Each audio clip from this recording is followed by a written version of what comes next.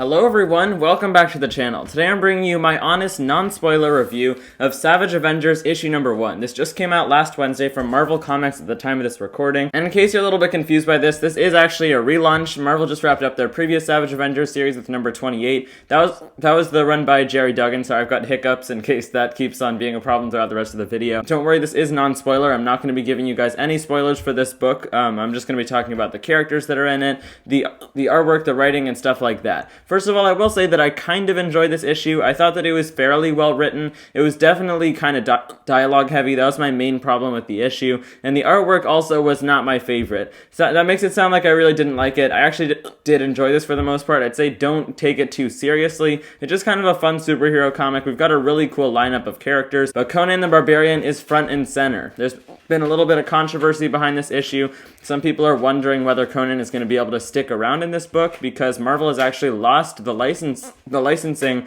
to the whole Conan franchise. So the problem is that maybe now he won't be able to be in this after July, and some people are speculating that he still will be able to only be in Savage Avengers. Who knows? But I will say, without spoiling anything, that they do kind of set up a possible way that he can return back to the Hyborian age from the present day, and the actual plot of the comic centers around this idea that he's a time-displaced person. He shouldn't be in the modern day, in the modern Marvel universe like he has been, and something kind of interesting about this issue is that it does basically confirm that the Hyborian age is the past of the Marvel universe. We've got a really great lineup to start this off, though. We've got Cloak and Dagger in here. It looks like this book is going to be exploring their relationship a little bit. Weapon H, one of my favorite underused characters from Marvel. Anti-Venom, Flash Thompson. I was so happy to see that they're bringing him into this book. Elektra as Daredevil, Black Knight, and then Deathlock is on the cover here, but he's not exactly a member of the team.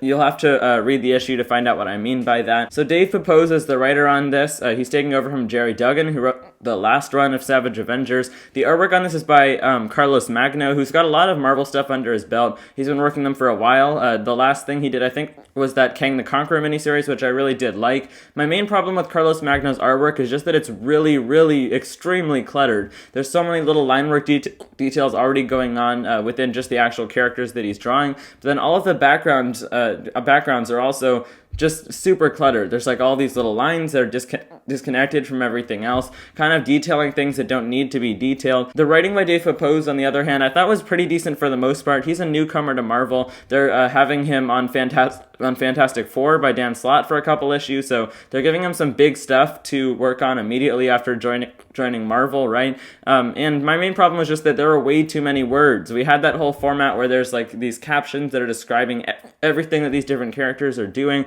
kind of similar to those Spawn comics that are coming out right now. But like I said, those are both just my opinions, and I always do give you guys something out of 10 for these single issue reviews. The writing was pretty decent, way too many words in my opinion, way too many captions. The plot overall I thought did work pretty well, but there are just a couple little like continuity hiccups, or I just like kind of retcons that I didn't really agree with. I guess Marvel does their thing and they decide what happens though, right? But that whole Conan being in the Hyborian age actually part of the Marvel Universe thing, that kind of threw me off. There was also a moment where we got all of these teammates introduced, right?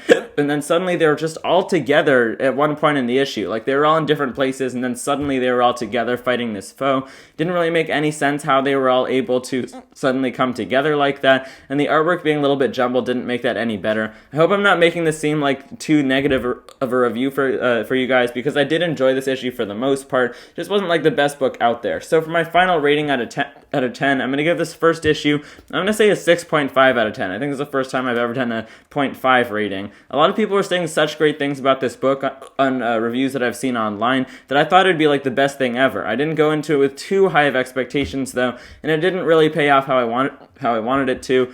If it's a light week next month that this comes out, I guess I'll pick up number 2, because the little cliffhanger that we had at the end kind of set up like what the concept of this series is going to be moving forward. I really like the cast of characters, so yeah, I probably will pick up number 2 if I get the chance to, if I find it on the stands. But hopefully you got some good information from this video. If you did, you can hit that subscribe button down below. You can also hit the notification bell, which is sitting right next to it, to be notified every single time I post a new video if you don't want to miss any. Sorry about the hiccups, guys. It really sucks. You can't do anything about it pretty much. So I hope that didn't get in the way of the review too much.